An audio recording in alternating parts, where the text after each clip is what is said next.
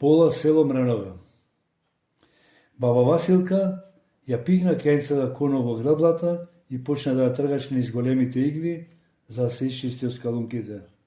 Мораше да истреси за да останат долгите, големите конопни влакна, а скалунките да испаднат. Петре, да го смениш или да го поправиш пратесот на мејнцава, на мелицава, не парубо ги крши скалунките од кејнцава коноп. Не се убо искршени и сега раце ми падна во чешлање и тресење. Му се жалеше баба Василка на Петреда.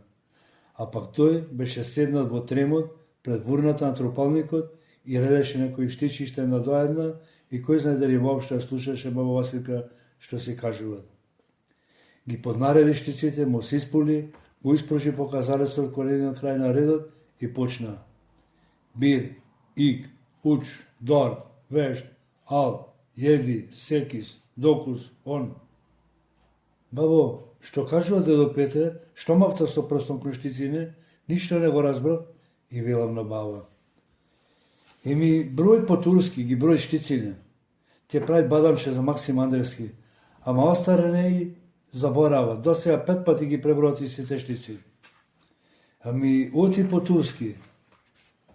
Оди така, знајте, така научил во тоа време, во турското. Така ми рече баба Василка и може би ќе ја припрашува уште нешто, ама низ портала тоаш влезе Велјан Новески, така малце поднаведнат и со рацете на газот. Ко наближа, ја поткраја главата, а јас за прв пат и одблизу видов толку големи мустаки. Ми изгледаше многу страшен човек. И јас ома се прибрав до баба Петрица, така речи се патив за скутина. Ајдија, комшија, му вели Велјан на да Петрата. Сполајте, Велјане, му одврати до Петре. Ја остави Тесла до штиците и се поднамести некако поудобно за седење на трупалникот. Велјан го потргна поблизу едно мало треножно столче и седна кршите на Петрата. Петрице, и подвикна до Петре на баба. Остај го конопиштето, остај ги греблите и донеси го поучено со ракија. Дома е во долапот во печалката. Баба, кога замина фие со незе и не видов како Велјан го наполни луѓето со тутун, ама видов како го запали, зашто тоаш и со баба се вратил назад. Велјан со показалецот го настела тутунот во луѓето, ја пикна раката во џамаданот и изваде трат, секало едно мало камче белутраче.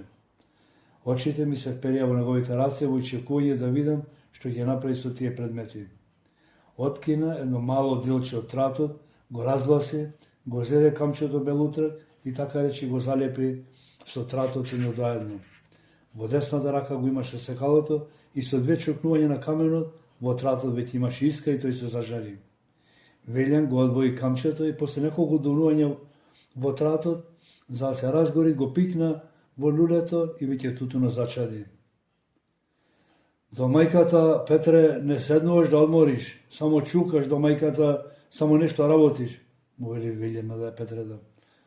Тргајќи од лулето, за да напред области од чат и миризба на тутун. Остаре, Велјане, не пара слушам, не пара гледам, силата не ме служи и не можам да работам. Ама не можам ниту да го вратам, не можам да го одбием Максим Андрески. Ми се намоли да му направам бадамче, за него ја работава. Така некако му велеше до Петра на Велјана, додека се напивал по урчето со браншката сливојца. Не сум те прашал, бе Петре, му вели Велјана да Петрета. Дали и ти беше крушо, ко појде по лој на село Мренова, како беше тоа, што направите така? Абе, будала работа што направиме. Направиме да бидеме за мајта посивесела. Вака почна до Петра да скажуваат. Замолкна малци, му се заврте на Велјана. И ми ти не си одгорно мало, па не дојде. И ти си одолно мало. Сигурно и ти дојде круша, што ме прашуваш? Не бре, Петре, Бога душа не бе. Та недела не бе фиш дојдем в село. 7-8 дена спием на котар со козите и овците. До Ленонива го имав котарот, таму да ја нагнам нивата од Крсаво заноски. Не бев ко ти велам. Нешто знам, нешто не знам, па затоа те прашувам.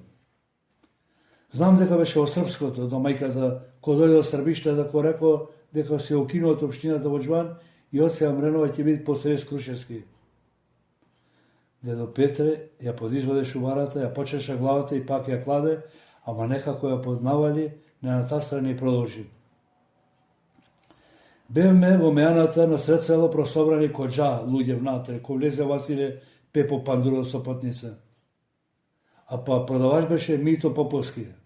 Пандурот извади некое ливче написано со оловка и му даде на Мито Поповски и нешто му кажуваше, ама ние не ослушнавме што му каза. Мито го зеде ливчето и дури многу гласно му се развика на Василета Пандурот. Абе, што ќе му правам ја на ова, што ми го даваш мене, јас не знам писмо, ќе му се пулам, еве, нека го прочита Саравило Димовски. Тој е писмен човек и тргна да му носи на Саравила, ама тој ги стегна забите и му вели на Мита Поповски: враќај се назад, враќај се кој ти велам, не знам српски. И никој не му се спротивставуваше на Саравила, зашто сите знаат дека тој не ги сакаше србиштата. Тој уште во комитлукот, уште во турското превостанието Мити бил со војводите, во комитетот. Мито се заврте кон Василето и му вели: нати го назад, и ако знаеш што кажуваат, написано, прочитај му овде на луѓево. Така дури подналутено. Мито му рече на Василета Пепот со патница. Дедот се позадума изгледа да се подсети, па продолжи. А пак Василе заправо беше грамотен, ама не пара го знаеше српскиот. Го прочита еднаш, така молкум, вум, ја крена главата и ни вели: абе, ова пуштено од Крушо, од началникот на Срез Крушевски. И што сага власта сега, што сага појќе од нас, од Олуку? Така сите присуди збрчивне, ама измешано, без да се забележи кој што всушност рекол. Оти знаеш како беше Велјане тогаш, за ништо му ги дробеа коските на луѓето, а не пак да рече нешто. Абе, како не знам, Петре, тогаш на многумина стојштани здравето му го зедоот и не сака презимината да се изменат. Туку кажи што беше понатаму, што се деси. Ова го рече Вилјан, но одма замолкна за дедо Петре да раскажуваат. Ко рече Василе Пандурот дека е наредба, сите ние молкнавме зашто никој не знаеше што носи утрото. Туку можеше да го снема некого, ноќта месечината ги јадеше луѓето. Но не и се, Василе го зеде ливчето, го препрочита во уште еднаш и ни вели: се наредува пола село Мренова в четврток да појд во Крушо, во срезот кај началникот. Василе како го прочита, дали го прочита, го здипли му од тут на нашите билјановски враце. Тој му беше најблизу до него и се замена за сопатница. Јоше се почувствува нешто коглавен, го зеде личе свртено напаку и ни вели: разбравте ли на разбравте што вара Србија? Ние сите останавме коздравени и си велиме: што е работава мајката? Зашто го бараа Србија полора село Мренова да појде во Срезот Крушевски? И знаеш, Велјане, немаше препрашување, ќути и оди те зеде матната. Сега настана расправија кој да оди. Дали пола село до Николовци што важеше за Долно Мало, или полојна село од тука нагоре до Кепеовци што се сметаше за Горно Мало. Шантара, пантара не може да се поводиме. Јоше, бидејќи се замисли дека е главен со липчето и вели: слушајте вамо, еве јас сум од Горно Мала и да не речите дека ја вртам работава да одат Долномалци, предлагам да биде правилно, со среќата. Јас ќе направам две чкорки, едното кусо без барутот, другото долго со барутот со црвеното главче. И да видиме кој ќе биде стеќата, ама без лутење. Значи, кој ќе го изврши кусото без главчето, тие ќе одат Крушо. А Јоше Билјановски веќе ги имаше направено и ги имаше стегнато меѓу палецот и показалецот шкорчијата.